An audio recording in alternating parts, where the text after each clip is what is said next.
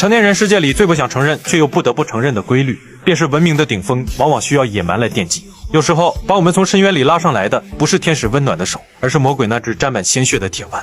1853年，一个流亡法国的德国书生路德维希·冯洛豪就在深夜里痛哭着写下了这个残酷的真理。他曾是一个满腔热血的理想主义者，为了自由和正义，他在法兰克福冲过警局，结果只换来了流亡和通缉。在10年的颠沛流离中，他终于想通了一个道理，并发明了一个改变世界的词——现实政治。这个词翻译成人话就是别扯那些虚无缥缈的道义了，手里有剑才能从地狱里爬出来。但他没想到的是，真正听懂这句话并把它变成一把屠刀的，不是他的自由派同路人，而是那个他最看不起的独裁恶霸俾斯麦。1862年，俾斯麦站在了普鲁士权力的巅峰，但他面对的是一个死局。议会这群好人拿着宪法当令箭，死活不批军费。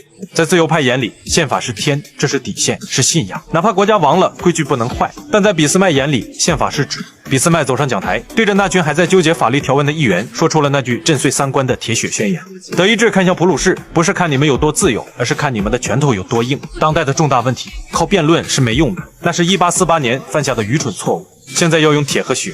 Das ist der große Fehler von 1848 gewesen, sondern durch Eisen und…如果说违宪只是霸道，那接下来个操作就是毁三观。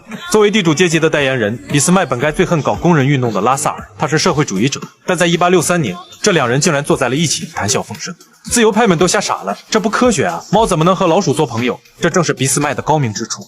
他不需要朋友，他只需要工具。他看准了自由派资产阶级们最大的软肋就是软弱且怕乱，于是他故意拉拢底层的激进派，制造出一种我们要联手掀桌子的假象，这叫以毒攻毒。在俾斯麦的棋盘上，没有永远的敌人，只要能用来打击对手，哪怕是剧毒的砒霜，也是最好的糖霜。这种毫无政治洁癖的冷酷，让那些还有脸面的对手根本无力招架。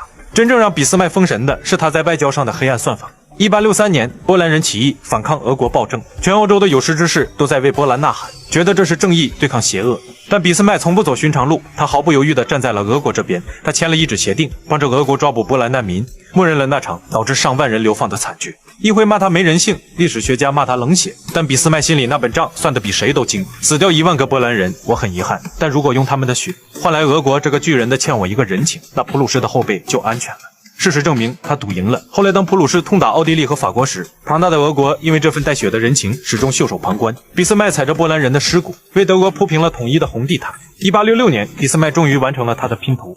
他先是拉着奥地利打丹麦，转头就一脚把奥地利踢开，发动了德意志内战。打赢后，他吞并了汉诺威、法兰克福，成立了北德意志邦联。在弱肉强食的欧洲，普鲁士人如果不狠，就会被吞并。当一把刀架在你脖子上时，你当然会选择那个能帮你把刀挡开的恶棍，而不会选择那个教你写诗的老师。但是文明是会升级的，当国家不再时刻面临灭亡的危险，当人们的肚子吃饱了之后，俾斯麦那套只要国家强大，个人就要无条件牺牲的逻辑，瞬间就变成了毒药。在俾斯麦的体制下，人是工具，是耗材，工具不需要有思想，只需要耐磨。所以德国后来制造了最好的士兵，最好的工人，但他的文化、艺术、思想却开始窒息。铁血可以建起高楼，但只有善良能让里面亮起灯火；强权可以征服一片土地，但只有文明能让这片土地上的人发自内心的想留下来。